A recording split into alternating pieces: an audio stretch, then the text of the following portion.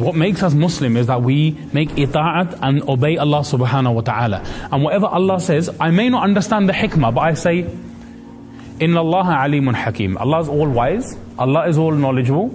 Let's leave it to Allah subhanahu wa ta'ala. Allah mentions in the Quran, in Surah An-Nur, قُلْ لِلْمُؤْمِنِينَ Rasulullah sallallahu alaihi wasallam is ordered, say, tell these believers, يَغُضُّ مِنْ أَبْصَارِهِمْ, keep the gazes down, وَيَحْفَظُ فُرُوجَهُمْ, protect the private parts. These two things have come in a verse. Ulama of tafsir mention, why are these two mentioned in a verse? Because there is a correlation between you using your eyes wrong and doing zina. They are both in the same category. How? No one just goes and jumps and does zina. There's steps.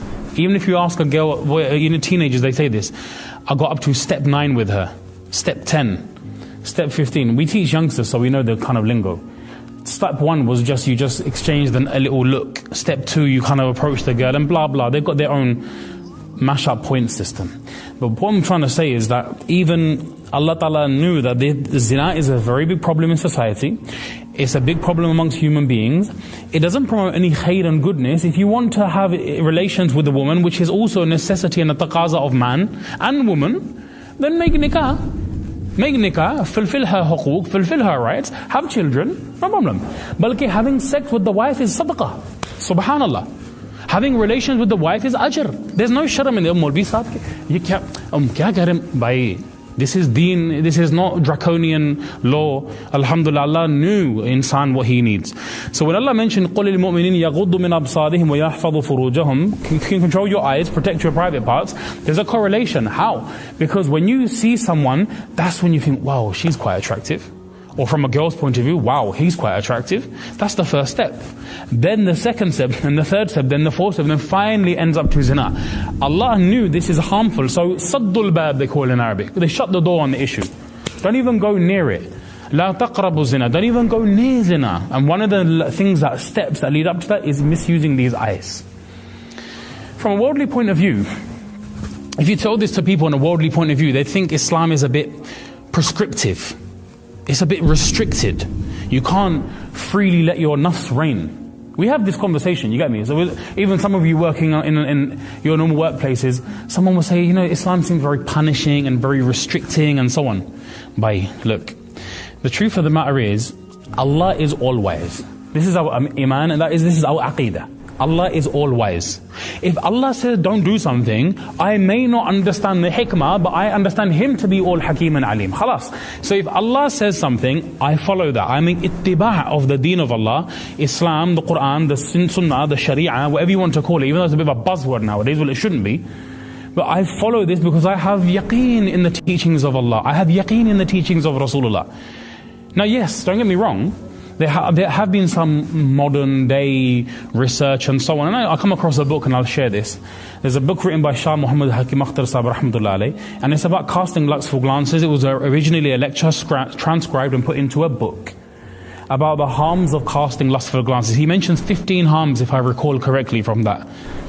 Anyways, the point I'm mentioning is this, is that let's just say you don't know any reason why it's harmful. There must be some harm because Allah said it is.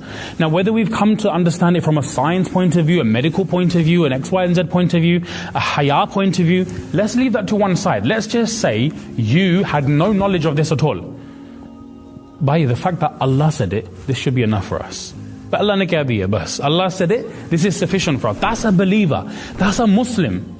That is a person of Iman. That when Allah says something, khalas, there's nothing more ahead of this. Everything we have created pairs so that you may remember, i.e. remember the grace of Allah subhanahu wa ta'ala. From this we understand that marriage is one of Allah Azza wa Jall's laws. One of the laws of Allah subhanahu wa ta'ala, as well as a great and beautiful sunnah of our beloved Prophet Muhammad sallallahu alayhi wa alihi wa sallam.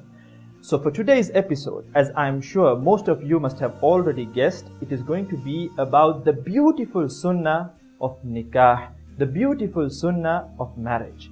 The blessed bond of marriage is something that holds a position of perpetual significance because of the pivotal role it plays in a human being's life.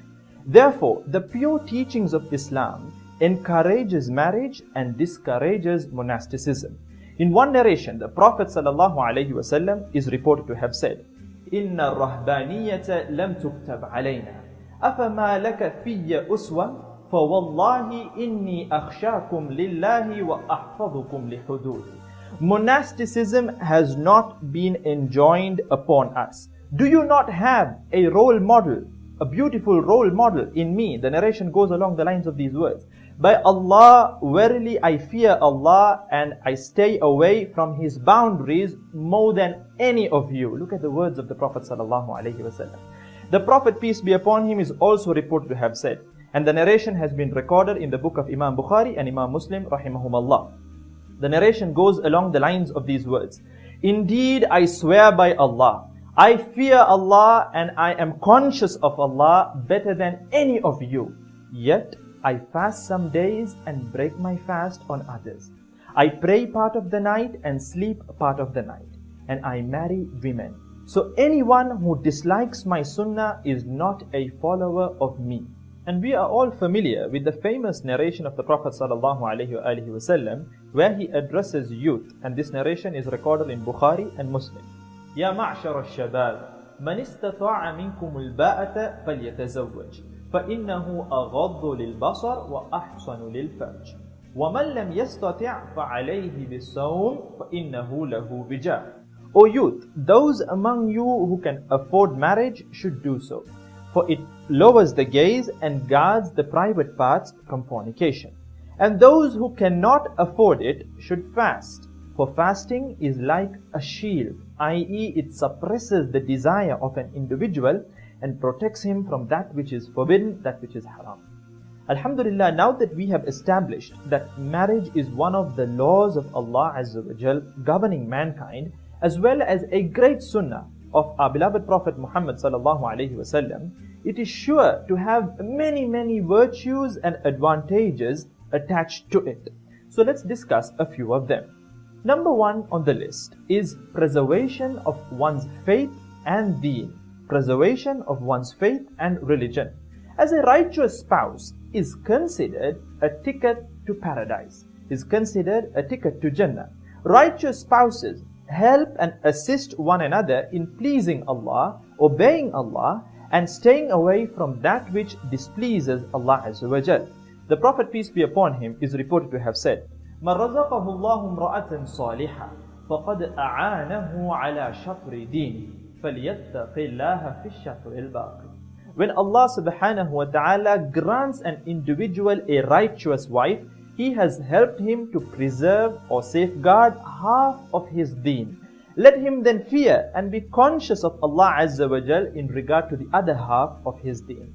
The next virtue in line is the preservation of one's chastity and purity. We men, it is part of our fitrah, our natural disposition, that we have a desire for women. And women have a desire for men. The devil seizes this opportunity to entice us and seduce us with the opposite gender. But a married individual has a quick means of protection to protect himself from the seductions and the snares of the devil. For after all, what on earth can a woman have that his wife does not already have? The next virtue on the list is that the two spouses enjoy love, mercy, and security. Love and mercy are extremely important sentiments that brighten an individual's life. And Allah Azza wa Jal states in the verse I read earlier, وَجَعَلَ بَيْنَكُمْ مَوَدَّةً وَرَحْمَةً, that He has placed love and mercy, passion and compassion between the two spouses. He also states in another place, هُنَّ لِبَاسٌ لَكُمْ وَأَنْتُمْ لِبَاسٌ لَهُنَّ. They are a garment for you and you are a garment for them. There is this wonderful feeling of closeness and intimacy that is only savored and enjoyed by a married couple. The final virtue that we hope to touch on is the lawful fulfillment of one's desires. As I stated earlier, our Maker has instilled in us the desire for the opposite gender. This desire can be fulfilled in unlawful ways which will bring about disastrous effects upon the individuals as well as societies at large. But alternatively, from the favors of our Lord is that He provided for us with marriage a lawful avenue for venting out our desires. Our beautiful religion is the only religion, I think, that considers even the sexual relationship between two spouses a form of ibadah, a form of worship. Look at this amazing narration where some of the companions of the Prophet ﷺ go to him and complain about the wealthy individuals from them enjoying a better chance at getting more rewards than them. They went and said to him that they pray and fast like us, but they dish out charity from the surplus of wealth that they have at their disposal. The Prophet ﷺ asked them, but hasn't Allah given you that which you may offer as charity? And then he taught them something just mind-blowing.